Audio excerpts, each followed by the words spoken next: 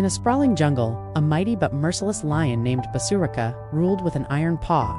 Every day he would hunt and kill far more animals than his hunger required, casting a shadow of fear over the entire forest. The other animals, terrified and desperate, decided they had to do something.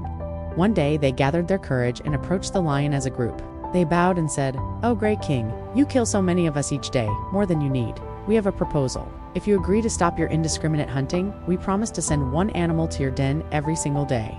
This way your hunger will be satisfied without effort, and the rest of us can live without constant fear." The lion Bhasuraka considered their offer. He was powerful, but he was also lazy. The idea of a daily meal delivered to his doorstep appealed to him. "Very well," he agreed with a deep growl.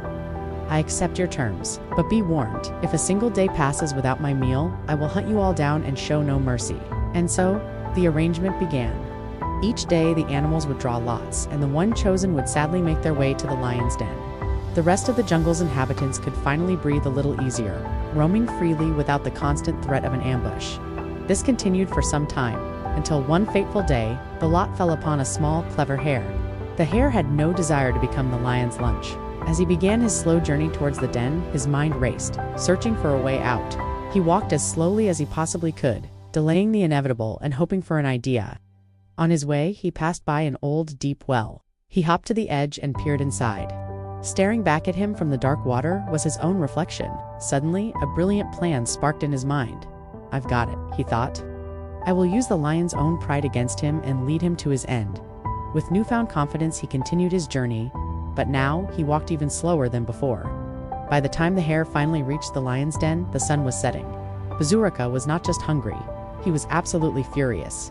He had been pacing back and forth all afternoon, his stomach rumbling, his anger growing with every passing minute. When he saw the tiny hare approach, he let out a thunderous roar. "You miserable creature! Not only are you late, but you're barely a mouthful.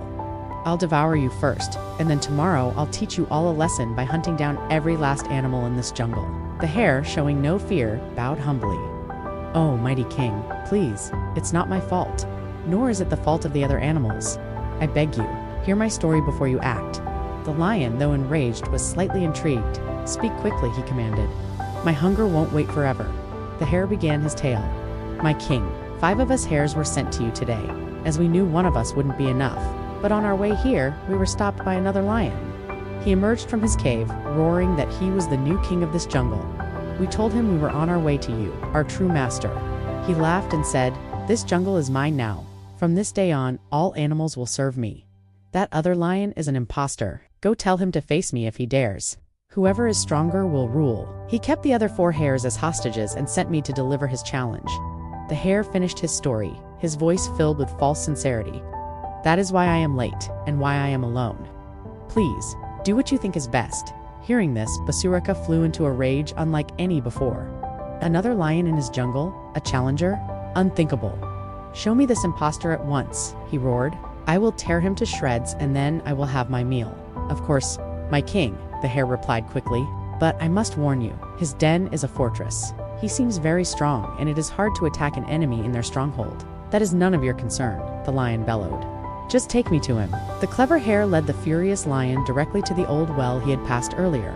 "He is hiding in there, my king," the hare said, pointing into the deep opening.